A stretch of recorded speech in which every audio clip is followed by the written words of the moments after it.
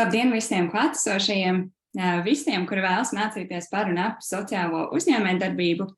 Šodien mēs tiekamies jau 5. lekcijā Sociālās uzņēmējdarbības skolā.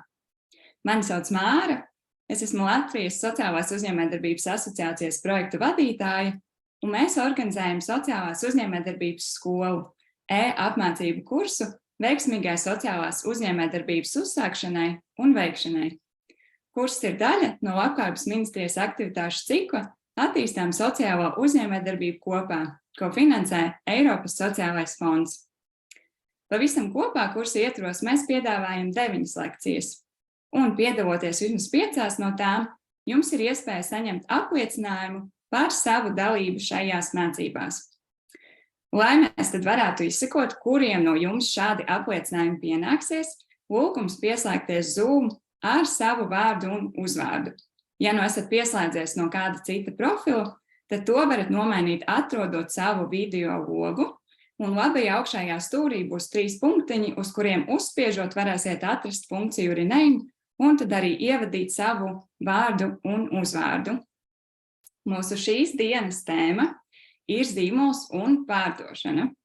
Un šodien mēs meklēsim atbildes uz jautājumiem, kā veidot sociālā uzņēmuma zīmolu, lai sasniegtu klientu un veicinātu pārdošanu. Atbildes uz šiem jautājumiem mums palīdzēs meklēt 2 lektoras. Pēc katras no viņu stāstījumiem būs 5 minūtes, lai atbildētu uz jūsu jautājumiem.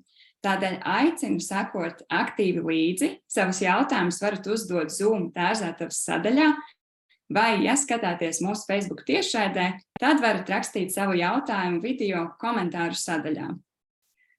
Un tagad gan aicinu mūsu pirmo šīs dienas lektori dalīties savās zināšanās un palīdzēt mums atrast atbildes uz šiem jautājumiem. Pirmā lektora būs uzņēmuma Tērveta Food biznesa attīstības vadītāja Evita Štrausa. Evita, lūdzu, dodu vārdu jums. Sveiki visi! Prieks jūs šeit satikt šodien. Un jā, šīs dienas tēma būs zīmols un pārdošana, un kā veidot zīmolu, lai sasniegtu klientu un veicinātu pārdošanu. Uzreiz jāsaka, ka pārdošana tā atsevišķi izdalīta no mārketinga, no komunikācijas, no koncepta, no biznesa stratēģijas nevar. Tas viss ir tāds vienots kopums, un tam tad arī mēs šodien iesim cauri. Māra, lūgums tad tev paskatīties, ja kāds jautājums mums parādās vai pacelt rociņu, tad palīdzēt tik galā ar šo jautājumu, izcelt to, un tad skatīsimies, meklēsim atbildes. Jā, es strādāju jau pēdējos 8-9 gadus biznesa attīstībā. Šobrīd ir klāt nāks arī pārdošanas vadība.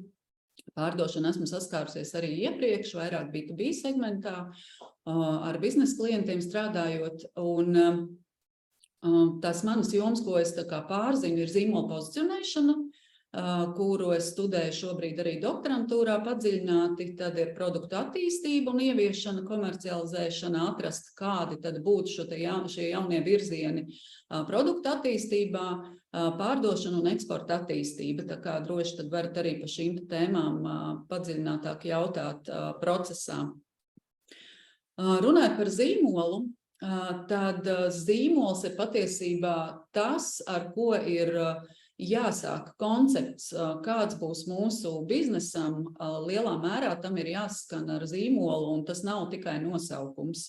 Patiesībā radot zīmolu, mēs radām tādu kā egregoru, tādu kā būtni, es pat teiktu, par kuru tad mums ir arī visu laiku jārūpējās un jāapzina precīzi, kāda būs tā zīmola identitāte, lai mūs tad pareizi varētu uztvert arī klienti, partneri, sabiedrība. Tādēļ tas ir liels tāds komplekss.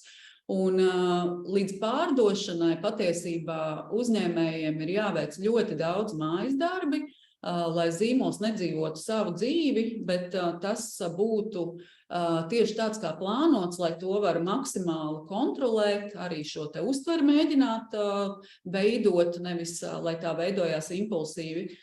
Un tad, kad es teikšu produkts, tad vienkārši vienojamies, kad ar to es domāju arī pakalpojumus, jo šeit noteikti ir, jūs esat uzņēmēji vai startupi vai interesētās personas, kas pārstāvēs gan produktus, gan pakalpojumus. Tā kā šeit ir runa vienmēr par abiem.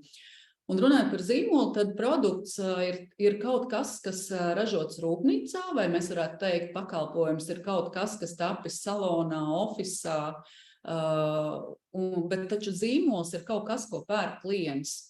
Un tā tad ne jau gala beigās to produktu vai pakalpojumu kā atsevišķu vienību pērk klients, bet tas ir zīmols, ko klients izvēlas. Un patiesībā, ja man būtu jāsaka jums, kur mēs pērkam produktus vai pakalpojumus pilnīgi bez zīmola, tad es teiktu, es nevaru atrast atbildi. Pat tirgu iegādājoties vienkārši kartupeļus, mēs izvēlēsimies pēc kaut kādiem principiem, pēc pārdevēja vai pēc cenu zīmes, kā tā noformēt. Vienmēr būs kāds pavadiens, kas aizved mūs pie šīta pirkuma. Produktu vai pakalpojumu var kopēt konkurence, taču zīmols ir unikāls, un tas ir tā vērts, lai padomātu, tad kas ir tā neredzamā daļa zīmola veidošanā, lai šo te zīmolu unikalitāti celtu. Par to mēs arī vēlāk parunāsim. Produkts var ātri novecot, vai pakalpojums var ātri iziet no aktualitātes, taču veiksmīgs zīmols ir mūžīgs, atliek vien pielāgot šo produktu vai pakalpojumu. Tādēļ arī tā nozīme pārdošanā zīmolam ir nenovērtējama, milzīga. Ja mēs saskatāmies atpakaļ, tad noteikti visi jūs esat dzirdējuši un pārziņu zinat, kas ir mārketinga miks. Tie ir 4 tādi galvenie elementi, kas ir produkts, cena, vieta un virzīšana tirgū. Un jāsaka, laika gaitā šis koncepts ir apaudzis, ir izveidojies pēc tam P5, pievienojot vēl cilvēku kā elementu šajā miksā, un tad ir P7, kur tiek pievienot vēl jauni elementi. Taču, ja mēs paskatāmies, tad mārketinga miks ir patiesībā radies 60. gados, un tas ir tikai dabīgi, ka klāt nāk ar vienu jaunu elementi, kas izvirzās fokusā, un šobrīd es gribētu vērst uzmanību uz to, ka dotajā brīdī mēs varētu runāt par emocionālo mārketingu, kas ir aktuāls un par kuru ir vienmēr jāpiedomā, un ņemot vērā to, ka šeit, kas mēs šodien esam, es pieļauju, ka lielākai daļai ir arī interesi par sociālo uzņēmēju darbību, un tad emocionālais mārketings šeit ir īpaši būtisks. Un kas tad tas ir? Kotlers ir izveidojis jau sen 4 tādu konceptu modeli. Savukārt 2016. gadā viņš papildināja to ar 2 jauniem elementiem, sakot, ka hei, kaut kas sabiedrībā ir mainījies, mums ir jāpapildina šis te modelis ar elementiem. Ja iepriekš modelī bija tādi elementi kā zīmola mērķis, zīmola pozicionēšana, kāda ir poza, pozīcija zīmolam, zīmola diferenciācija, kas ir tā atšķirība, unikalitāte, zīmola identitāte, un tad tagad klāt ir nācis jau labu laiku, ir jāizvērtē, vai zīmolam uzticas sabiedrība un klients, un kādi ir tie ieguvumi, kāda tad būs tā pievienotā vērtība no zīmola. Un patiesībā tas ir tāds pieprasījums no sabiedrības, ko tavs zīmols dod sabiedrībai. Un tas ir arī pamatā sociālajai uzņēmējdarbībai. Un šis punkts ir jāizvērš, kā jāliek fokusā, kā prioritāte jums komunikācijā, un tā skaitā arī pārdošanā. Tātad, kas būs tā pievienotā vērtība? Kādēļ jūsu zīmols, jūsu produktu pakalpojumi ir labāk par pārējiem? Un ar šo brīdi tad arī, Kotlers saka, mārketinga speciālistiem ir jāpievērš ne tikai klientu prātam, bet arī viņu sirdīm un labklājībai. Tā kā tiek padziļināt šis mārketinga aspekts, un tā skaitā arī pārdošanas aspekts, jo es uzskatu, ka mārketings ir rīks, kas palīdz pārdot, un tā tas arī ir jāuztver, tā ir pārdošanas sastāvdaļa. Un jā, reizēm ir tā, ka mēs radām produktu vai pakalpojumu, un tad skatāmies, kā tad tagad es to pārdošu. Taču patiesībā ir jāskatās pilnīgi otrādāk, kā mums radīt patiesu vērtību klientam, palīdzot tiem nokļūt labākā situācijā, un tad vienkārši veidojās šis pieprasījums dabīgi, lai nav tāds lai nav tāda push pieeja, bet taisni pretēji, ka tas ir tāds pull pieeja, kad mūs vajag, ja? Mēs esam vajadzība. Tad kas tad rada to lojalitāti? Un runājot par emocionālo mārketingu, tad šeit ir arī piemēri. Tas ir attiecības ar patērētāju, kur zīmoli cenšas veidot caur emocijām. Tātad, runājot vairāk par emocijām, mēs redzam piemērus, kur Kola jau vairākus gadus atpakaļ veids tādu kampaņu, kur uz savu produktu izvietoja ģimenes, mūsu mammu, tēti, ģimenes locekļus dažādas, lai uzrunātu ejot garām plauktam, lai es varētu vispār šo te uzmanību maksimāli piesaistīt. Uz pudelēm bija vārdi, kas asociatīvi rada mums uzreiz kaut kādas emocijas ar saviem tuviem cilvēkiem. Tas ir tāds spilgts, pavisam tieši emocionālā mārketinga paraugs. Tad, teiksim, Nike strādā ar līderību kā vērtību, un arī šeit ar šiem līderības aspektiem zīmols strādā. Un šeit ir arī piemēri, jūs redzat no Pasaules dabas fonda, kur caur bailēm, emocijām kā bailes tiek arī klientam tā kā nodota ziņa apstājies, stop un padomā, varbūt tā tava krokodila ādas soma patiesībā ir uzturama pilnīgi savādāk, vai arī, ja mēs kaut ko nedarīsim, nemainīsim, tad šī nākotne neizskatās diezko jauki. Arī caur bailēm, kas arī ir emocijas, protams, mēs varam kā zīmols uzrunāt mūsu patērētāju. Un tas mērķis būtu nevis manipulēt, nevis vienkārši izmantot emocijas, ko arī mēs varam novērot, protams, tirgū, bet tā vīzija un misija un mērķis mums būtu ar šo te ziņu, ar šo te emociju piesaistīt uzmanību un aizvest to pie tēmas, kura tad ir tā mana zīmola tēma, un attiecīgi padarīt viņu dzīvi labāk caur mūsu produktiem, pakalpojumiem. Un ja tas ir sociālais uzņēmums, tad šeit pilnīgi noteikti ir pilnīgi skaidrai atbildēji jābūt, kādēļ izvēlēties mani, jo es palīdzu sabiedrībai ar, un tad ir konkrēts jau šis te ieguvums. Tā kā tas noteikti ir jānoformulē pie sevis pavisam precīzi, kā esence, lai tas būtu absolūti skaidrs mūsu patērētājiem, mūsu klientiem, partneriem. Nu tad par šo pirmo iespaidu. Reizēm uzņēmumu zīmolu turētāji domā, kā radīt tādu veiksmīgu pirmo iespaidu, tad es aicinātu padomāt par to, kas ir pirms tam, pirms mēs radām šo pirmo iespaidu. Un es gribētu teikt, ka tas ir tas mājas darbs, par kurus jau iepriekš teicu, veidojot uzņēmumu vai pārskatot uzņēmumu zīmolu, kam iziet cauri un pastīties, kas ir bijis jāveic, lai tas pirmais iespējas ir tiešām tāds, kādus vēlos, nevis vienkārši intuitīvs un tāds nevirzīts, lai tas būtu tāds koncentrēts. Tad pirmais, kas mums ir pirms šī pirmā iespaida, ir vispār uzmanība jāpievērš, tā uztvere jāvirza uz zīmolu. Un tad šeit ir stāsts par zīmolu pozicionēšanu, par zīmolu pozīciju, kāda tā ir par diferenciāciju, tātad tas ir zīmola unikalitāte, kāda tā ir un vai tā ir pietiekami spilgta. Un kādas ir zīmola vērtības, tieši kāda ir identitāte, kāds es esmu zīmols, manas kvalitātes, mans atspoguļojums, kādas es veidoju attiecības ar klientiem un kāda ir tā mana esence. Jums noteikti ļoti vērtīgi ir ik pa laikam pārskatīt šo te 1-2 teikumus, kā es varu pateikt, kas ir mans zīmols, ietverot šīs te norādītās lietas, ietverot to, kādēļ es esmu unikāls, arī to, kāds ir tas ieguvums sabiedrībai, sociālais ieguvums, zīmola vērtības, identitāte, esence. Tam ir jāparādās tādā kodolā par to, kas mēs esam, lai pēc tam tālāk tas arī palīdzētu pārdot, protams. Par zīmola pozicionēšanu. Kas tad īsti ir zīmola pozicionēšana? Ir ļoti daudz definīcijas dažādas, bet, lai to visu noīsinātu, vienkāršot, man ļoti patīk salīdzinājums. Tavs zīmols ir tas, ko cilvēks saka par tevi, kad esi atstājis istabu. Jūs izejat ārā no istabas, tur paliek cilvēki, jūs klienti, partneri, un kas ir tas, kas paliek pēc jums, kad jūs esat izgājis no istabas, istabas.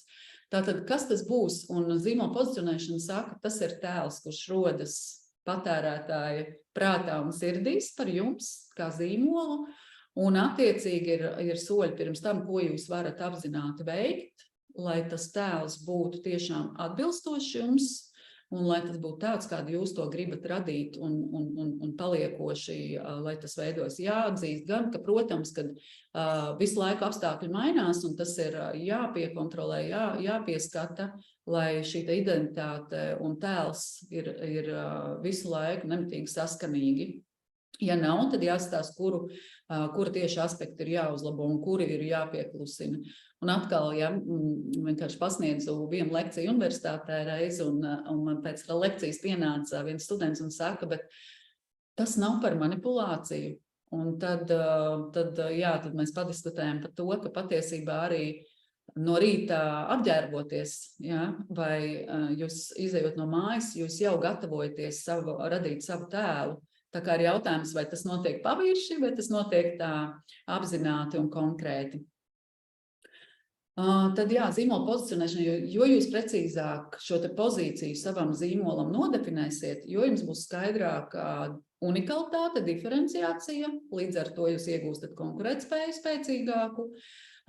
Jums pareizi pozicionēšana sniegs atbilstošu pozīciju prātos un sirdīs klientiem, partneriem. Tā veido organizācijas stratēģiju, tā skaitā pārdošanas stratēģiju, pēc tam, kurus fokusus mēs uzsveram kaut vai veidojot pārdošanas piedāvājumu. Tas spēcina zīmolu, tas rada zīmolu tādu viengabalainību komunikācijā, pārdošanas sarunās, komanda vai atbilst arī zīmolam, tādu viengabalainību. Veidojas šis atbilstošais tēls. Un tas arī nereti, meklējot diferenciāciju, arī pēc manas pieredzes nāk dažādas idejas par to, kas ir tie virzieni, ko vēl mēs varam attīstīt, kas ir tās attīstāmās jomas un iespējas. Tā kā un tad nākamais ir, kas ir arī ļoti būtisks zīmola izveidē, ir misija un vīzija, un nevis tādēļ, ka parasti tā uzņēmuma dara, un mājaslapā parasti šī te ir viena no lietām, kas būtu tā kā jāparāda, bet pēc būtības paņemiet, kas ir misija, kas tad ir tas, kādēļ komanda nāk uz darbu, kas ir tas, kas vieno komandu uzņēmumu, produktus, pakalpojumus, kas ir tas, kas vieno, kādēļ zīmols pastāv, šita sūtība, sabiedrības labā un vērtības, tad to arī ir jānodefinē, lai pēc tam pārdodot, tas sasaucas ar to, ko klients pērk beigās no mums. Vīzija, tas ir jau tāds redzējums par rītdienu, kādu mēs kļūsim, un klientiem ļoti patīk arī partneriem, ja zīmols rāda to savu virzienu. Mēs šobrīd strādājam pie, un tā tad arī tas ir tas ceļš, kas ved uz zīmola vīziju, kas ir strateģiskais virziens. Nākamais, kas ir ļoti svarīgi, lai tiktu līdz šim te pozitīvajam priekšstatam un sadarbībai, ir precīza mērķa auditorija. Un šeit es nedomāju tikai demogrāfiskos datus, kā dzimums, vecums, lokācija, status, bet šeit es domāju tiešām tādu profilu mērķa auditorijas, ka jūs precīzi zinat savu primāro klientu. Nereti ir tā, ka klients var sagrupēt, 2-3 daļās, arī tā var būt un attiecīgi tiek pielāgots piedāvājums, taču jums vienmēr būs primārā auditorija, mērķa auditorija. Un tad gan jūs zinat mērķa auditorijas paradumus, jūs zinat, kāda ir dienas pat kārtība aptuveni šim klientam, kurā brīdī būtu šī izvēle par mūsu zīmolu un tā tālāk, maksimāli izzināt mērķa auditoriju. Protams, pirmkārt jau runājot ar pašu mērķa auditoriju. Nākamais segmenta noteikšana. Segmenta noteikšanā svarīgi ir redzēt to ambīciju uz priekšu, tālāk, ilgtermiņā, lai radot zīmolu, lai neradītu to mazāku, kā īstenībā ambīcijas jums ir. Piemēram, ja es plānoju, ka es eksportēšu savu produktu vai pakalpojumu, es jau sākotnēji neiekļaušu sarežģītus latviskus nosaukums vārdus savā nosaukumā. Un tā kā zināt to tālo vīziju un tad sadalām pa etapiem šo te attīstību. Tas ir ļoti svarīgi, lai vienkārši neuzlikt kaut kādus šķēršus jau pašā sākumā zīmolam. Un tad mēs skatāmies, kāds ir kopējais tirgus. Tie būs segmenta pētījumi, dažādi tirgus pētījumi. Skatāmies, kāds ir kopējais pieejamais un vēlamais tirgus, taču no tā noteikti jūs varēsiet nodalīt kaut kādu pieejamo tirgus daļu, un no tās tad izdalīt ārā vēl to mērķa tirgus daļu, ar kuru tad es strādāju šobrīd un tagad. Tā kā redzēt tādu aptverošu to pieeju segmentam. Un nākamais paskatāmies, kas ir tie blakus segmenti manam tiešajam segmentam. Vai manam parasti segmenti dalās vēl apakšsegmentos, apakškategorijās, tad skatīties, kas ir šeit blakus. Un iespējams, ja ne šodien, tad citu dienu, es varu arī paskatīties ar kādu produktu vai pakalpojumu iekļaut arī šo te apakšsegmentu. Tā kā to ir labi pavērtēt jau sākotnēji, un tas arī tajā vīzijā tad pēc tam var arī atspoguļoties. Tā kā ļoti labi ir novērtēt blakus segmentu, kuru varētu pēc tam pārmigrēt šie klienti. Pieņemsim, jūs strādājat ar produktiem, kas ir orientēti uz veselību, veselīgu alternatīvu. Tad paskatieties, kas ir tie klienti, kuri ir šobrīd un kurus jūs pārņemtu dēļ paraduma, un kas ir tie klienti, kas tieši neizmanto šos produktus, kurus jūs varētu arī ienest kā pilnīgi jaunu mērķa auditoriju segmentā. Arī tā var būt. Un nākamais ir patiesībā tāds arī ļoti būtisks process izvērtēt savas vērtības un nevis vienkārši paskatīties, ka hei, šīs varētu labi man piestāvēt kā zīmolam, bet atkal jau man vienmēr ir gribējies, ka zīmols top un tiek uzturēts ar tādu jēgpilnu pieeju, un tad šeit ir tāds rīks, kuru var izmantot, kur ir dažādas vērtības. Var atrast arī, protams, vēl plašāku vērtību tādu izklājumu un radīt pats, arī papildināt šīs vērtības. Bet mēs redzam, ka ir dažādi vērtību līmeņi. Tātad pirmais ir funkcionālais, kas būs konkrēts funkcijas, kuras sniedz produkti, pakalpojumi. Jūs jau šobrīd varat padomāt līdzi šo te jūsu piemēru. Un tad mēs skatāmies, kādai vērtībai, funkcionālai vērtībai atbilst šis mans piedāvājums, un tā skaitā zīmols kā kopums.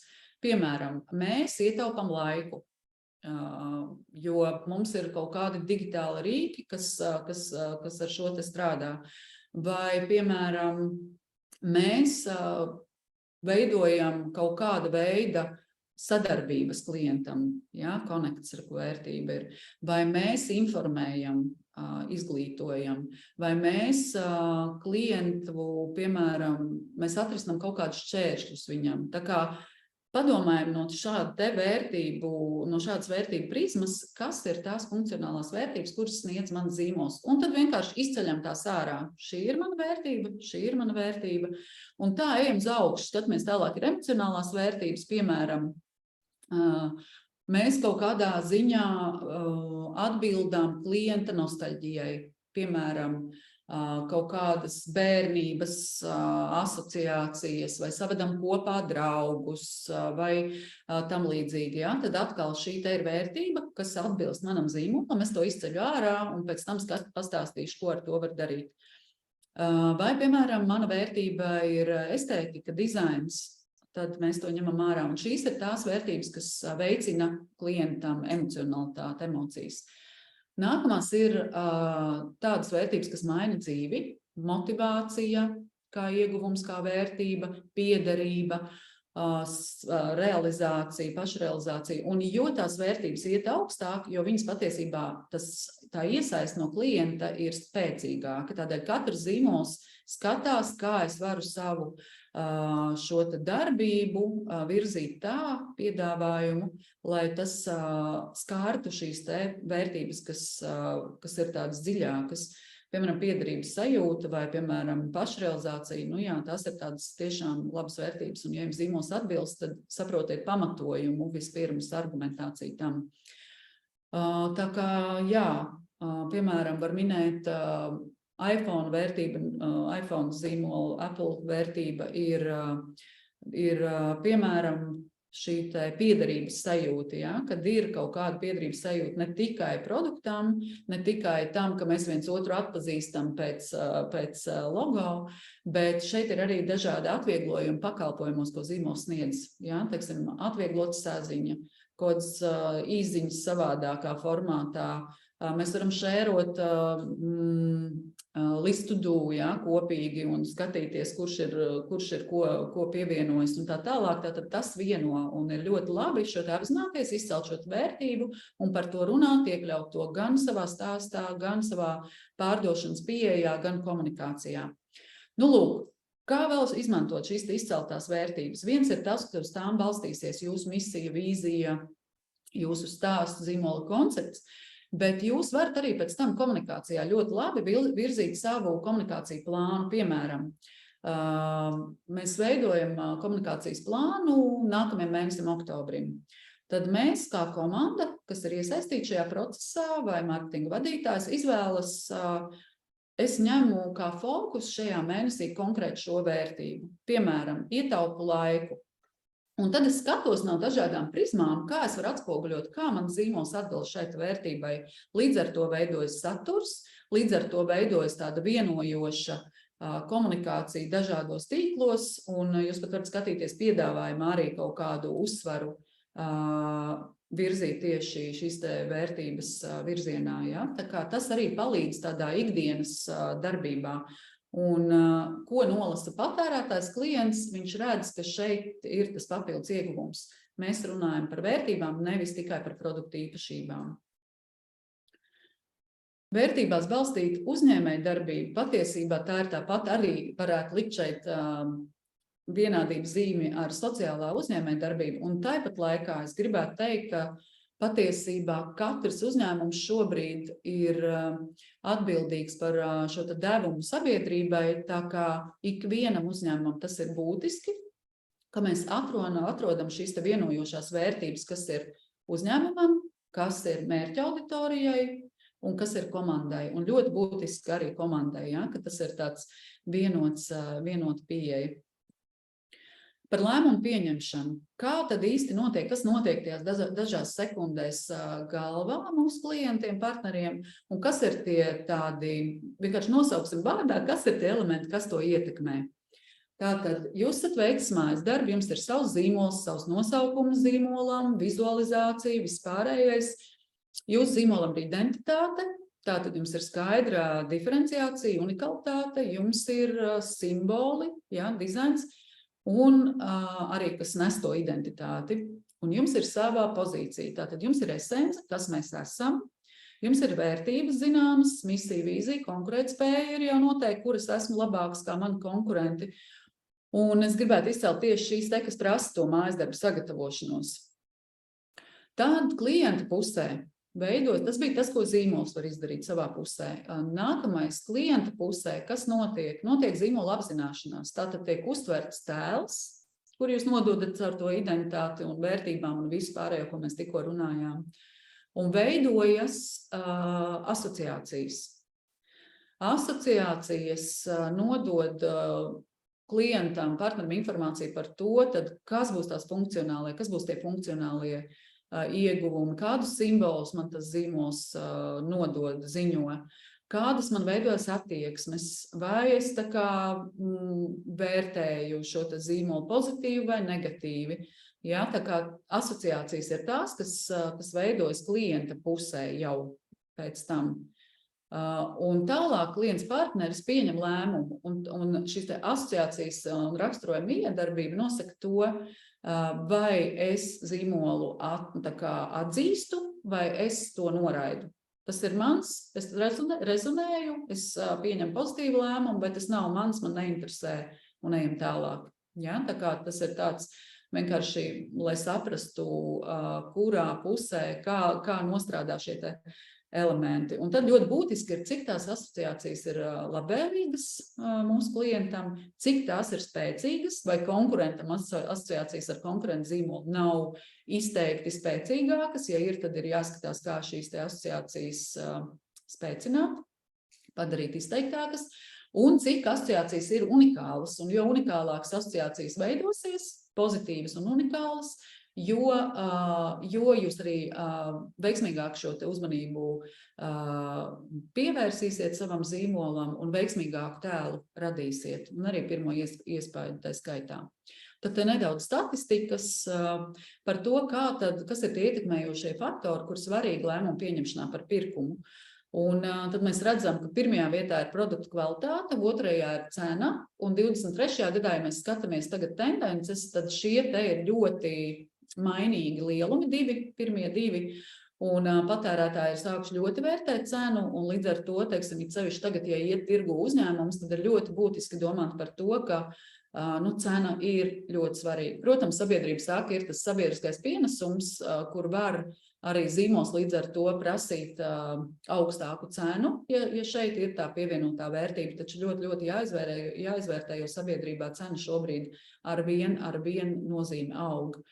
Nu, nākamie tad attiecīgi jūs redzat, kā izkārtojas, reputācija ir svarīga, ir svarīgas atlaides kampaņas, ar ko jūs strādājat izvēlē, un īpaši tas ir būtiski veikalā uz vietas, ja jums ir tāds produkts, kur tirzniecības kanāls ir atbilstošs.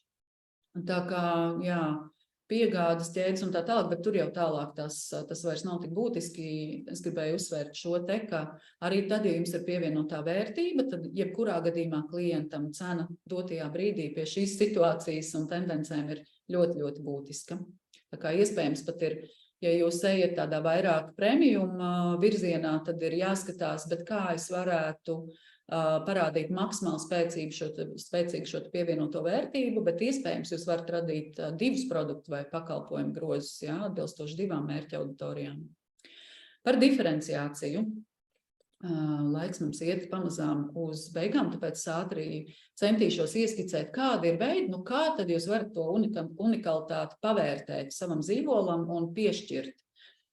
Padomāt, ir tāds Džeks Trauds, kuru iesaku arī dziļāk papētīt, tas ir zīmola pozicionēšanas pamatlicējs, viens no, un viņš saka, diezgan skarbi atšķiries vai mirsti. Tas izklausās varbūt nedaudz tiešām tā kā lai saka, skarbi, jā, bet tā ir taisnība. Ja jūs esat izstādē, piedalāties ar savu zīmolu, un tur ir tūkstots līdzīgi pakalpojumi vai produkti, tad šī ir vispār pirmā lieta, par kuru ir jādomā, un tā ir ļoti, ļoti būtiska. Tad tas pirmais tāds postulāts zīmola pozicionēšanā par diferenciāciju ir, ja vien tu esi pirmais tirgū, un tad tagad jūs padomājat, hei, vai manā segmentā es būšu pirmais? Un parasti ir diezgan sarežģīti ar šo te, jo inovācijas vispār kā tādas, tās palīdz būt tirgū, bet arī tās ir parasti miksētas kaut kādas inovācijas, jā, kombinētas, kas ir ok un ļoti labi, un tādas ir jāmeklē. Bet 2% ir tikai tādas, kas ir tādas izteiktās patiešām novitātes pasaulē. Un tad, ja ir grūti izdomāt, es neesmu pirmais, man ir vēl konkurenti, un bieži vien sākumā liekas, ka tie konkurenti ir mazāk, jo jūs vairāk tirgū darbojaties ar klientiem, jūs redzat, ka tā konkurence aug, un konkurence var nebūt tieši konkrēts produkts vai pakalpojums, kur jūs pārstāvat, tas var būt kaut kas cits, ko klients izvēlas tajā brīdī kā līdzīgu alternatīvu, tā kā tur arī var pastīties plašāk. Tad tas ieteikums ir tāds, ja neesi pirmais segmentā, tad pasties, vai tu var būt pirmais apakšsegmentā. Ar kaut ko, ar izēvielu. Varbūt nav Latvijā izmantot kaut kādu konkrētu izēvielu pavisam vienkāršā produktā. Jā, vai, piemēram, pakalpojumu sfērā tas varētu būt varbūt kaut kādu unikālu pieeja apvienot vispār no cita pavisam segmenta vai pavisam citas sfēras, un jūs viņu integrējat, un jūs varat pateikt, bet es esmu pirmais ar to, ka es esmu šāds. Un ja nevar būt pirmais apakšsegmentā, ir vēl viena pieeja. Paskatieties, kā jūs varat būt pretējs pirmajam ar piedāvājumu, un arī šeit nāk ļoti labas idejas. Piemēram, ja cilvēki vienmēr lapas ir grābuši, tad atnāk kāds uzņēmums un pasaka, ziniet kā, mēs tās lapas mērķis ir tikt vaļā no lapām, un mēs tās nevis grābsim, bet mēs tās izpūtīsim un pēc tam savāksim, jā. Tā kā pastīties, varbūt kaut kāda pilnīgi pretēja pieeja var iedot jums šo te atbildi, kā būt pirmiem tirgū. Un ja jūs varat ar savu zīmolu nosaukumu paņemt visu segmentu nosaukumu, tad tas ir vispār rādītājs, ka, hei, jūs uztverē bijāt pirmais. Un pat nav svarīgi, vai tiešām pēc faktiem, datumiem jūs bijāt pirmais. Svarīgi, lai uz klientam esat pirmais. Piemērs Pampers, kur mēs zinām, ja, piemēram, sieva vīram saka, hei, atnes no veikala, man lūdzu arī Pamperus, mēs zinām, ka tās ir autiņbiksītes, tas ir segmentu nosaukums, ja, kuru ir nomainījis šis zīmola nosaukums. Tas nekas, kad ir vēl Huggies, Libero un vispārējie, tas tāds labs piemērs. Tā kā, ja vien varat būt pirmais tirgu, lūdzu, tas tikai palīdzēs pārdot jums. Pirmais tirgu arī tā vajadzētu sevi nostādīt. Tā kā es esmu pirmais, kurš, un tad seko, jo vienmēr būs labāks, vienmēr būs saldāks, ātrāks un tā tālāk. Šis top rādītāji mainīsies, bet pirmais paliek pirmais un galvenais uztverē. Nākamais atšķiries cilvēku prātā nevis produktu īpašībās, jā, tātad cilvēks, kā jūs uztver, nevis īpašības, kādas ir produktam. Jums nav jārada maksimāli perfektākais produkts, jums ir jāatšķiras cilvēku prātā. Līdzīgs piemērs ar kolu, ja? Tā nav veselīgākais dzēriens pasaulē, taču lielākās pārdošanas gan. Un šeit, protams, ir atkal jāatgriežas pie vērtībām, bet vai tās ir manas vērtības? Tam vienmēr ir jāsaskan ar jūsu vērtībām. Kritika attīstībai ļoti labi var dot impulsus atšķirīgumam, unikalitātei, tā kā uzrunājat, ieklausties un mainat, un uzrunājat nevis tikai savus draugus un ģimeni, kam vienmēr, kas būs jūsu atbalstītāji un vēstneši, bet arī dažādas un sagramot to, ka, hei, viņš man kritizē, bet kāpēc tu kritizē? Un tad meklēt atbildes, kā es varu padarīt šo produktu vai pakalpojumu labāku, lai tas kritiķis ir mans klients. Un tad nāk ļoti daudz labas atbildes. Un spēcīga attieksme ir iesaistīšanās. Ir pētījums, kur tika konstatēts, ka tie, kas ienīst kādu zīmolu vai produktu, bet vairāk šobrīd par zīmolu, kas ienīst zīmolu vai mīl, ir vienlīdzīgi iesaistīti. Ja? Tā kā priecājieties, ka jums ir atbalstītāji, arī kādreiz kāds šis te heiteris saucamais, ja? Bet vistrakāk zīmolam ir tad, ja sabiedrība vai klienti ir 0 punktā un viņiem ir viena alga, tad jūs vispār neeksistējat šai sabiedrības daļai. Šo var izmantot arī mārketingā, varbūt par to šobrīd mazāk, bet radot kaut kādas negatīvās emocijas, attieksmes tiek piesaistīt, līdzīgi kā mēs skatījāmies, ja iepriekš Pasaules dabas fonds caur šo te kaut kādu hate asociācijām arī var uzmanību piesaistīt un tad parādīt pēc tam to savu rezultātu, kādēļ jūs esat.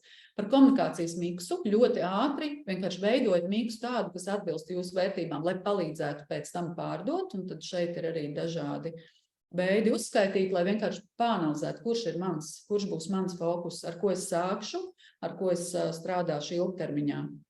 Es gribētu uzsvērt sociālo mārketingu obligāti tā ietekmē tikai aug un kāpj, un pārdošana tiek iesaistīta arvien vairāk sociālajos tīklos.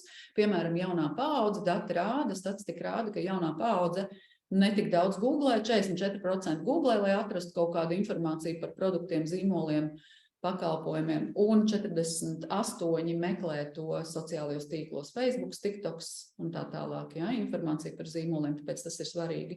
Un SEO gribu izcelt kā īpašu arī lietu, lai jūsu komunikācija, kas ir tīklos mājaslapā, lai tā būtu atbilstoši jūsu tā identitātei, ko es iepriekš runāju, un te ir interesanti, ka ar klientiem jārunā vienā valodā, ar Google citā, un tad ir labi iesaistīt SEO speciālistu, ekspertu, kas ar šo palīdz. Tā kā tas arī palīdzēs pārdot un nonākt augstāk internetā meklējumu reitingā.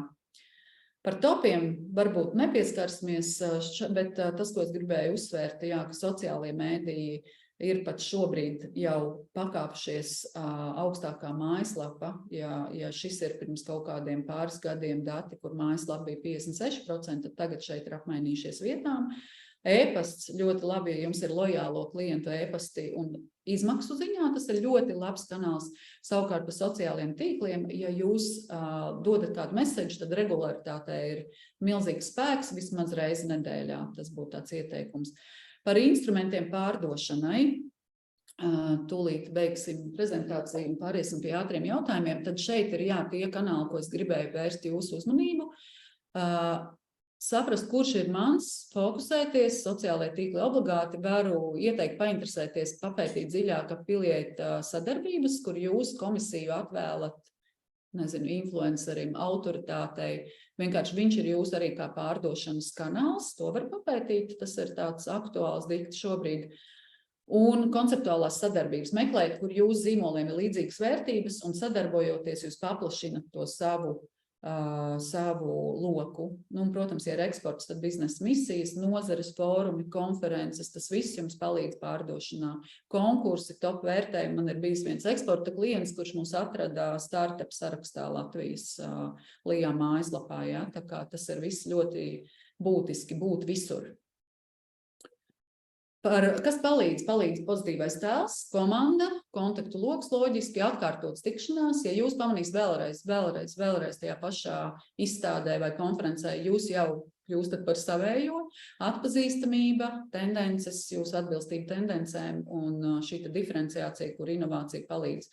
Un tad pēdējais, tad mēģinam un maksimāli skatāmies, kā mēs varam to toni pārdošanas noteikt, komunikācijas toni, nevis, kas mēs esam, bet ko mēs dodam, jo ļoti daudz zīmolu komunicē un pārdod no tās pozīcijas, ka gribās vairāk pateikt, kas mēs esam, bet īstenībā klients sagaida, ko jūs dodat.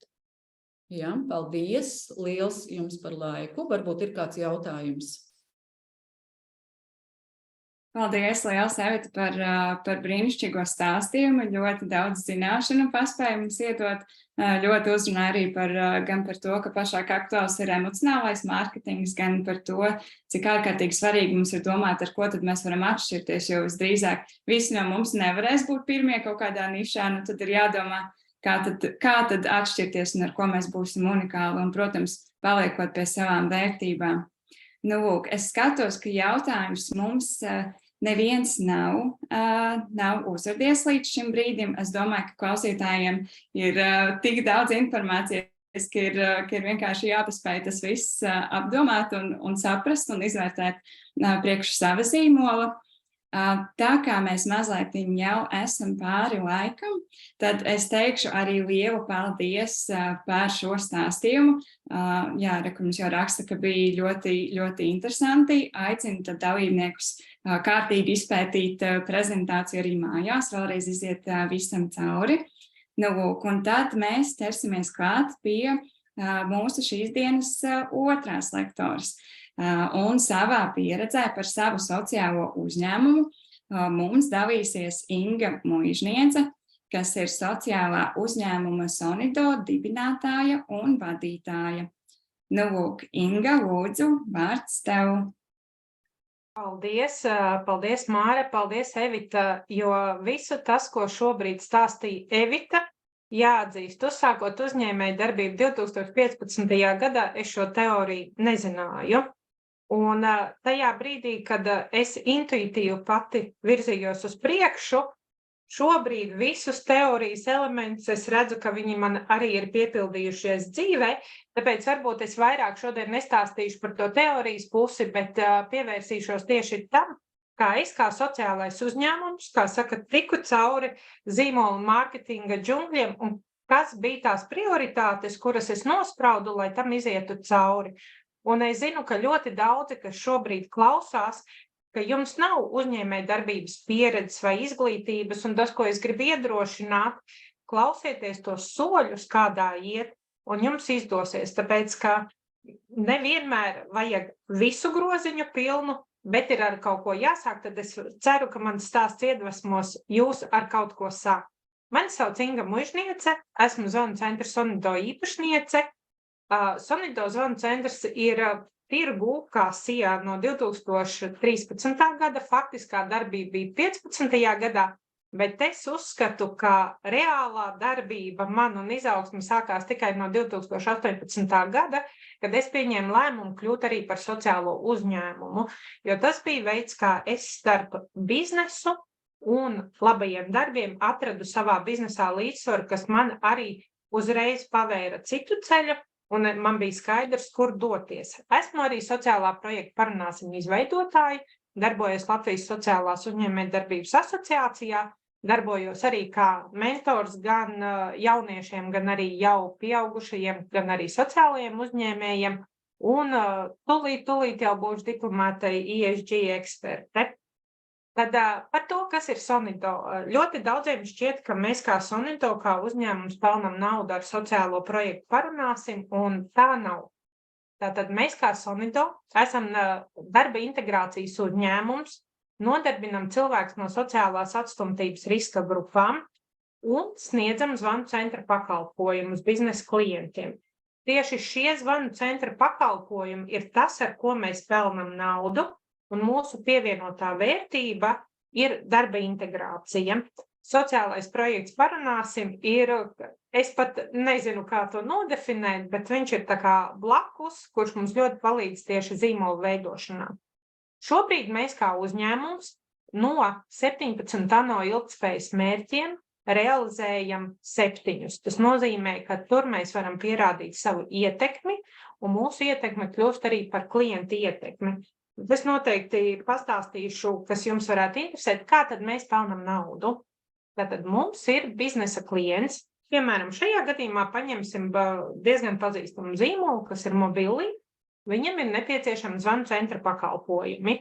Viņš nāk pie Sonido un saka, mēs vēlamies, lai jūs apkalpojat mūsu ienākošos zvanus. Mēs sakam, jā, tas ir mūsu pakalpojums, par ko mēs arī ņemam naudu. Tas nozīmē, ka tas ir pakalpojums, ar ko mēs nopelnam naudu. Savukārt no šīs nopelnītās naudas daļu mēs novirzam uz sociālo projektu Parunāsim, kurš ir radīts tādēļ, lai tur varētu strādāt cilvēki. Mums šobrīd tur strādā tikai cilvēki ar invaliditāti, un kuri runā ar tiem, kas jūtas vientuļi. Tas nozīmē, ka mēs radam pievienoto vērtību pirmkārt ar nodarbinātību, otrkārt mazinam vientulības sajūtu caur sarunām. Tātad mēs no sava iegūtā pakalpojuma peļņas daļu novirzam projekta uzturēšanai. Savukārt šis projekts mums kopumā dod sociālo ietekmi, un šī sociālā ietekme ir iegūms mūsu klientiem. Un kā jau arī Evita minēja, arvien vairāk cilvēki skatās uz to, ar ko viņi sadarbojas, kas ir tava reputācija, kas ir tā tava pievienotā vērtība, un sociāliem uzņēmumiem īpaši vajag izcelt viņu sociālo ietekmi. Tātad, kad jūs domājat par to, kas ir jūsu tas viens no 3 vaļiem uz kā turas biznesa, es teiktu, meklējiet savu sociālo ietekmi un definējiet viņu pēc iespējas skaidrāk, lai klients zina, ko viņš iegūst kopā ar pakalpojumu. Un šajā gadījumā mana sociālā ietekme ir izmērāma. Es viņu arī prezentēju reizi gadā saviem klientiem, un te var redzēt mūsu kvantitatīvos rādītājus. Tad, cik daudz sarunas mēs esam veikuši uz Parunāsim tālruņa. Mēs esam kā Sonido, darbojoties asociācijā kopā, esam iesnieguši vairākas iniciatīvas Labklājības ministrijai, no kurām 2 ir realizētas. Tad mēs arī uzstājoties publiski stāstam ne tikai par sevi kā Sonido, bet arī šodien es stāstu jums par sociālo uzņēmēju darbību, tādā veidā veicinot tā kā attīstību šai kopienai. Kā mentors un konsultācijas esam snieguši 302, savukārt 36 mums ir nodarbināti no sociālās atstumtības riska grupām, un tad, kad sākās Ukrainā karš, mums bija ļoti daudz brīvprātīgie no Ukrainas, kuri strādāja uz Ukrainas līnijas. Tātad šie ir tie kvantitatīvie rādītāji, ko arī jūs katrs savā uzņēmumā varat izmērīt. Un es teiktu, ja jūs esat sociālais uzņēmums, noteikti domājiet, kā jūs mērīsiet savu sociālo ietekmi. Ja nav idejas, kā to mērīt, ejiet uz konsultācijām, meklējiet vai no asociācijā, kā asociācija var palīdzēt, vai meklējiet mentoru, kas jums varēs palīdzēt, izstāstīt, kā sociālo ietekmi mērīt. Jo tas ir tas, ar ko jūs varat pierādīt savu sociālo ietekmi. Un tad par manu zīmolu konkrēti es teiktu, kāpēc es saku manu, vai ne? Tāpēc, ka jebkurš sociālais uzņēmums rodas no tā, ka īpašnieks, sociālā uzņēmuma īpašnieks ir izdomājis ideju, kāpēc viņam ir svarīgi būt sociālajiem uzņēmējiem. Manā gadījumā man tas bija svarīgi tādēļ, ka es vēlējos ieviest Parunāsim līniju, un darba integrācija atnāca komplektā, jo es nemaz nezināju, ka es varu nodarbināt cilvēkus ar invaliditāti. Un es caur šiem 2 posmiem tad arī apguvu veidu, kā integrēt savas idejas kopā ar pieejamajiem resursiem, kas savukārt radīja jaunu pievienoto vērtību. Bet kā tad vispār sākās? Nu, protams, uzņēmēja darbība sāks ar to, ka tu izdomā nosaukumu.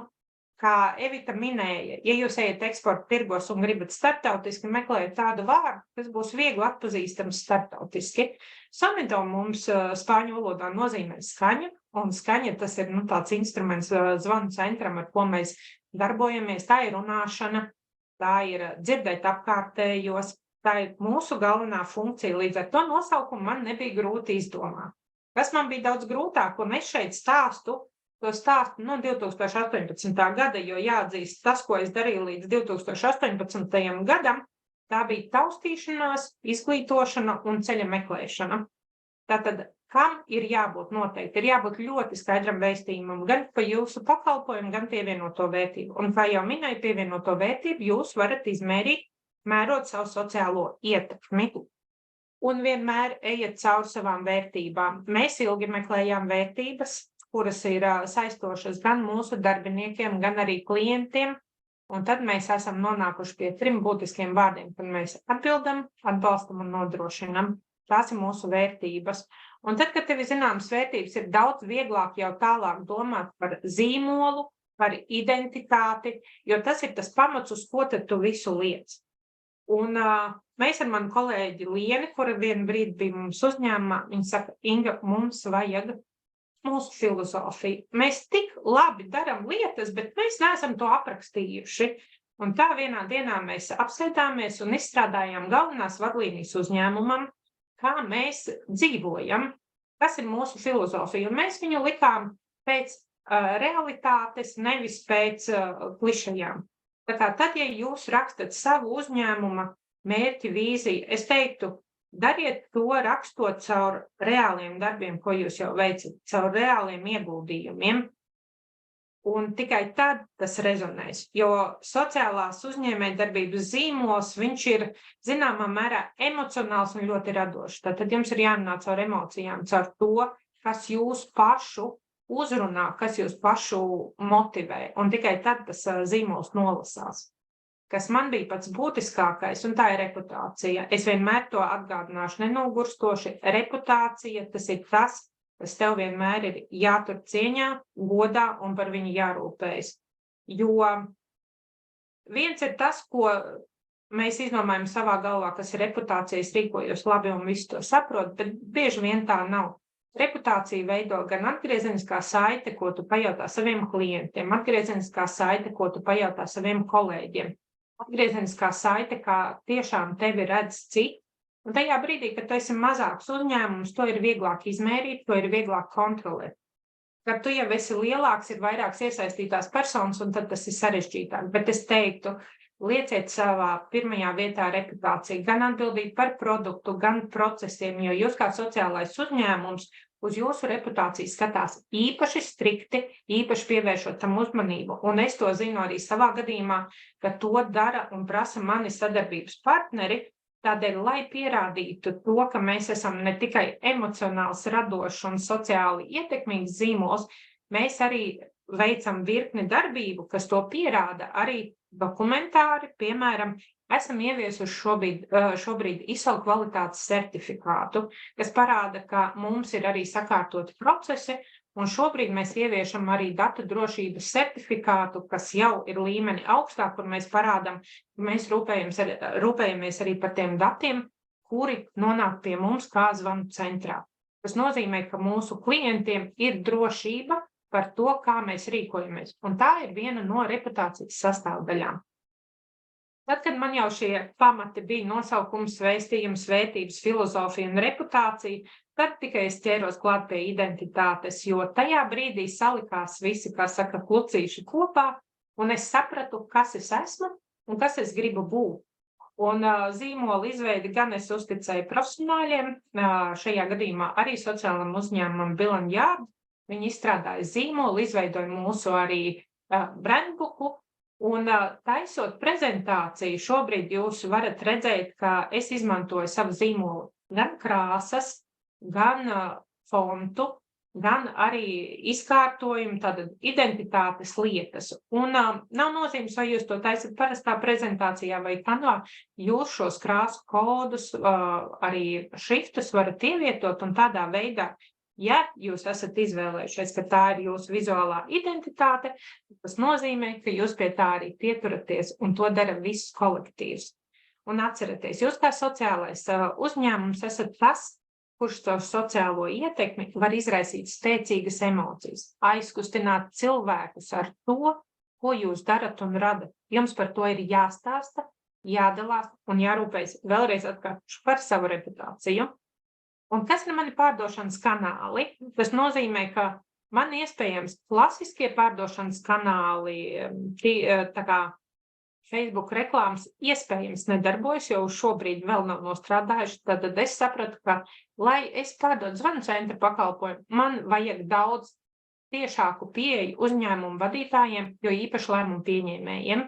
Un šajā gadījumā mana stratēģija bija iestāties BNI, kas ir Business Network International, kas ir ieteikumu mārketings, un man ir šobrīd ļoti liels prieks, ka jaunajā BNI Londonderry grupā ir 6 sociālai uzņēmumi, kuri ir sapratuši, ka sociālā uzņēmēja darbība ir biznesa un ir jāiet ar tiešo mārketingu, lai iegūtu klientus. Tas nozīmē, ka jūs kā vairākiem saviem biedriem izstāstat par to, ko jūs darat, kā jūs darat, un viņi noticot un redzot jūsu reputāciju, tālāk izstāst par jūsu pakalpojumiem. Un te ir jābūt jau stratēģijai. Kas ir tavs mērķa klients, ko tu meklē, jo tikai tad, ja tu zini, ko tu meklē, biedri tev var palīdzēt to atrast. Otrs, ko es daru, tā ir attiecību uzturēšana. Mēs klientus aicinam uz pasākumiem. 21. septembrī mēs taisījām klientu dienu, kur mēs prezentējām mūsu sociālās ietekmes radītājus un arī stāstījām par jaunajiem pakalpojumiem. Tā kā attiecību uzturēšana ir zināmā mērā arī piepārdošana, jo viņi jau zina, ka jūsu vērtība. Tas nozīmē, ka viens no ceļiem, ko jūs varat izmantot, ir piepārdot jau esošajiem klientiem caur to jūsu pievienoto vērtību. Mans pārdošanas kanāls, lai cik dīvaini nebūtu, ir dalība asociācijām.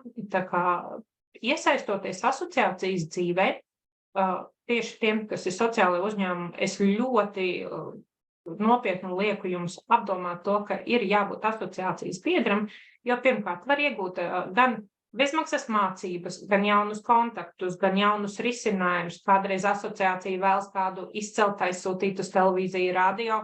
Ja jūs par jums nezina asociāciju, viņi to nevar palīdzēt jums izdarīt. Tā kā es teiktu, ka sociālajā uzņēmēja darbībā viens no pārdošanas kanāliem ir tieši arī dalība asociācijā. Manas sociālās aktivitātes savukārt izriet jau no attiecību veidošanas no BNI, kur jau tālāk es varu stāstīt par savu uzņēmumu. Šodien, piemēram, es stāstu auditorijai par Sonido, es stāstu par zīmolu, bet visiem es jums esmu pateikusi ziņu, ka mēs esam zvanu centrs, kas nodrošina pakalpojumus. Zināmā mērā arī katra uzstāšanās sociālā aktivitāte, ko jūs veicat, ja kāds mentorings, kur jūs aicina, neatsakiet, jo šie ir tie neredzamie pārdošanas kanāli, kuros par jums uzzina, par jūsu vērtībām, un tad tālāk jau veidojas attiecības. Pārdošana šajā gadījumā nav ātra un tieša, bet tas ir veids, kā jūs veidojat savu reputāciju, lai pēc tam būtu arī atpazīstamība. Un, protams, sociālajie un sabiedriskie mēdī, kas ir neiztrūkstoša sastāvdaļa, un jāatzīst, ka šo es risināju sev neierastā veidā, būdama mentore jaunajām meitenēm Future Heroes programmā. Man izveidojās ļoti laba sadarbība ar vienu manas komandas meiteni, kurai 16 gadi. Un es jautāju, vai viņa vēlas mums palīdzēt taisīt sociālos tīklus. Un šobrīd saturs, kas tiek likts Sonido lapās, to rada 16-gadīga meitene. Citi saka, viņai nav pieredze un kāpēc tu izvēlējies tik jaunu meiteni. Bet patiesībā tieši jaunieši redz, kā mūsu pakalpojums iedaras nākotnē un vai viņš iedarās. Un ja jaunā paudze kaut ko nesaprot no tā, ko jūs darat, tad visticamāk jūs biznesam ilgspēja ir diezgan apšaubāma. Tā kā padomājiet, kas var jums palīdzēt taisīt sociālos mēdījus. Jo it īpaši tajā sākumā, kad jūs sākat strādāt un veidojat uzņēmumu, kapacitāte visam nepietiek. Tad kādā brīdī jums būs jāizdomā, ko jūs upurējat un uz ko jūs fokusējaties. Un tad, kad jūs fokusējaties, atmetiet visu lieko, bet tajā brīdī, kad jūs būsiet pārguruši un mēģināsiet veikt visus procesus paši, jūs ļoti ātri izdegsiet. Un izdegt par ideju var ātri, bet es jums rekomendēju darīt šos procesus gudrāk, lai tas tā neatgadītos. Tāpēc es to stāstu, jo arī man pienāca šis brīdis, kad es izdegu, arī es sapratu, ka visu es pati nevaru izdarīt, un šobrīd es esmu priecīga, ka man ir komanda. Tad vēlreiz, kas ir arī caur pārdošanas kanāliem, tas galvenā ziņa ir sociālā ietekme, reputācija, un tad, ja tevi redz, tad tu vari arī pārdot. Tas nozīmē, tevi ir jābūt redzamam. Un šeit ir pāris man Eiropas Savienībā redzamība Latvijā, un arī mēs piedalāmies ļoti daudz aktivitātēs, kurās nav nekāda finansiāla seguma, bet mēs piedalāmies tāpēc, ka mēs esam daļa no kopienas, un tā ir tā, kas mums dod gan redzamību, gan arī mūsu pievienoto vērtību dažādās sociālās aktivitātēs. Un man ieteikums jaunajiem uzņēmējiem, nebaidieties no izaicinājumiem. Un šeit jūs fotogrāfijā kreisajā pusē, nezinu, kurā pusē jums ir, es sāku ar ļoti mazu kabinetu, kurā man nebija pat mēbeles, man bija vecs dators, es visu rakstīju uz lapiņām. Un es gribu iedrošināt, ka nav nozīmes no tā, kādā punktā jūs sākat svarīgi, vai kas jums tajā brīdī ir. Svarīgi, ka jūs kā sociālais uzņēmums dzīvojat ar to ideju un jūs gribat viņu realizēt. Un ejiet un jautājiet mentoriem, asociācijai, kā var palīdzēt, jo ir ļoti daudz instrumentu, kas ir izdomāti, lai jūs varētu sasniegt savu mērķi. Un šobrīd arī tieši gan Labklājības ministrija veicinot sociālo uzņēmēju darbību, daudzas lietas piedāvā pavelti. Un es teikšu, šīs zināšanas ir tās, kas man pašai ļoti ir šo gadu laikā palīdzējušas. Tā kā redzēt, pat prezidents pie mums nāca ciemos, kas man ir ļoti liels pagodinājums un novērtējums. Un pats pēdējais, jo laiks ir beidzies, bez komandas nav aršana. Tātad meklējiet sabiedrotos, kas tic jūsu idejai, kas grib kopā ar jums strādāt. Un šie ir tie cilvēki, kas patiesībā atnāca pie manis strādāt tāpēc, ka es esmu sociālais uzņēmums, nevis tāpēc, ka es esmu zvanu centrs. Tā kā lieciet savu vērtību pirmajā vietā, pozicionējiet to kā sociālais uzņēmums un pārdodiet. Pārdodiet, tāpēc, ka citi arī vēlas būt sociāli atbildīgi, un jūs kā sociālais uzņēmums viņiem šo iespēju iedodat. Paldies! Inga, brīnišķīgi, liels paldies! Kā mums komentārā tieši raksta patiesi, dzīvi un iedvesmojoši. Tad, lai mums pavisam īsi, tā kā mēs tiešām jau esam mazliet pāri laikiem, mums ir pāris jautājumi, lai tad saveltu kopā to stāstījumu, kas ir Sonido galvenā mērķa auditorija un vēl pāris vārdos par BNI, kā tas tieši Sonido ir palīdzējis. Tad Sonido galvenā mērķa auditorija ir uzņēmumi, kuriem ir pakalpojums vai produkts privātpersonām. Tas nozīmē liela apjoma klientu loks, kuriem vajag nodrošināt pakalpojumu. Piemēram, šajā gadījumā tātad autostāvvietas, nekustamo īpašumu apsaimniekotāji, ražotāji, apdrošināšanas kompānijas, medicīnas iestādes, kur vajag veikt pierakstus, finanšu institūcijas, kuri jāsniedz pakalpojums tīri informatīvā ziņā. Respektīvi, mēs, kā Sonido, palīdzam viņiem optimizēt darba spēku un pie sevis neturēt iekšējo zvanu centru. Tas ir viens segments, un otrs mūsu mērķa klients ir tas, kurš vēlas iziet eksporta tirgos, jo mums šobrīd ir pakalpojums pieejams vairāk nekā 7 valodās, un jau šogad ļoti veiksmīgi esam realizējuši tieši eksporta telemārketinga kampaņas Zviedrijā, Somijā un Dānijā. Un es zinu, jau nākamgad būs LIA atbalsts eksporta kampaņām, tā kā, ja kāds no jums ir domājis par eksporta tirgu un grib apzināt un apzvanīt klientus, tad es domāju arī šis ir tas, ko mēs varam palīdzēt. Runājot par BNI, tātad BNI tā ir zināmā mērā stratēģija, jā, BNI šobrīd vairs nav lēti, bet tas tāpēc, ka viņš ir ļoti efektīvs.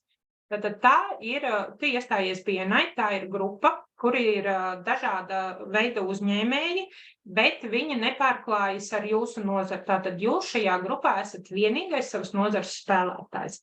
Iepazīstoties ar biedriem, tu izglīto par to, kas ir tavs biznes, ko tu dari, un viņi, zinot, ko tu dari, var ieteikt tevi saviem klientiem. Tātad BNI biedri patiesībā ir tava mārketinga komanda. Tas nozīmē, ka tu izstāsti, piemēram, ka tu tirgo lieliskas krūzes ar apdruku, un tātad tu saki, ja jūs zinat Ziemassvētkos kādu, kam vajag krūzes ar apdruku, iesakiet man. Un savukārt tie cilvēki, uzticoties tev, satiekoties ar klientiem, saka, vai tu esi atrisinājis Ziemassvētku problēmu jautājumu? Nē, esi vēl klausies, es tev varu ieteikt Māru no asociācijas, viņa taisa lieliskas krūzes ar apdruku. Un šis ir tas saucamais ieteikuma mārketings, kur tad, ja cilvēki tic un uzticās tev, viņi tevi iesaka tālāk. Tā ir tāda, BNI ir arī balstīts, tā kā tur ir izveidota sistēma, kādēļ tevi ieteikt, kādēļ tu esi ļoti motivēts ieteikt. Ja? Šobrīd man ir abas divas vadītājas, gan Ramona, gan Ines, abas ir BNI grupās ieliktas kā pārstāves.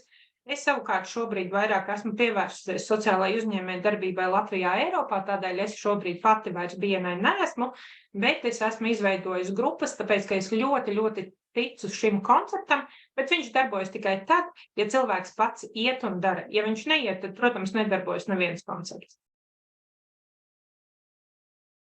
Paldies liels par atbildēm. Tad mums laiks šodien ir beigts. Mums ir daudz komentāru arī sabiruši par to, cik daudz vērtīgas informācijas šodien dalībnieki ir ieguvuši. Mēs tiksimies jau pavisam drīz, jau nākamajā piekdienā, šajā pašā laikā 12:00, un tad klausīsimies tālāk jau par konkrētiem 10 ieteikumiem, kas palīdzēs jums veidot uzņēmumu ārējo un vizuālo komunikāciju. Un tiksimies ar zīmolvedī Diānu Ņikitinu un klausīsimies Sijā Kalnciema iela pieredzes stāstu. Un tad, ja vēlaties uzzināt vairāk par mūsu atlikušajām lekcijām sociālās uzņēmējdarbības skolā un pieteikties tām, dodieties uz mājaslapu www.soa.lv/kopā. Lielas paldies visiem un uz drīz tikšanos!